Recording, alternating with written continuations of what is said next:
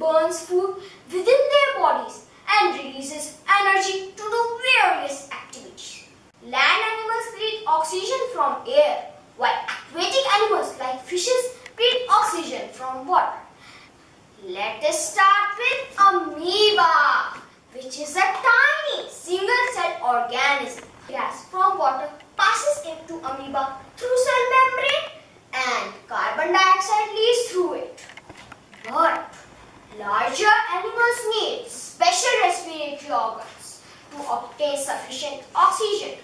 Friends, let us understand, how does a fish carry out gas exchange underwater? A fish needs to extract oxygen from water. Also, as water contains much less oxygen compared to air. Therefore, friends, fish has special respiratory organs to get oxygen from water.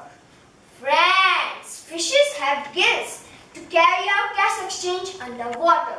Do you see these gills? But the gills are not visible as they are covered by a bony neck called the operculum. Most fishes have 4 gills in a chamber on each side of it. Fish draws in water by opening its mouth and closing the lid over its gill.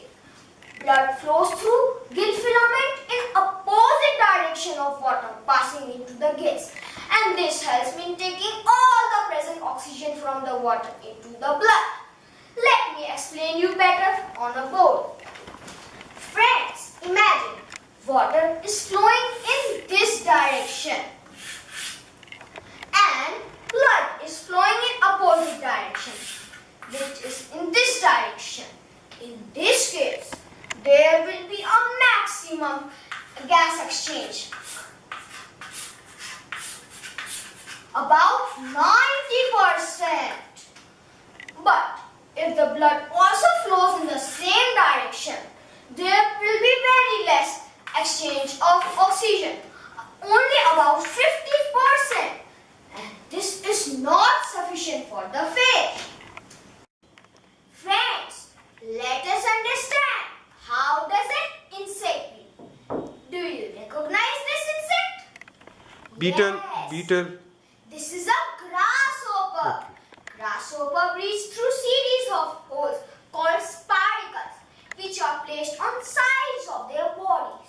Each spiracle leads to a small tube called the trachea, which reaches deep inside the body, delivering the oxygen to the tissues. In the same manner, the tissues give carbon dioxide to the trachea and it is released into the environment by the spiracles. Friends, now let us understand, how does a frog breathe?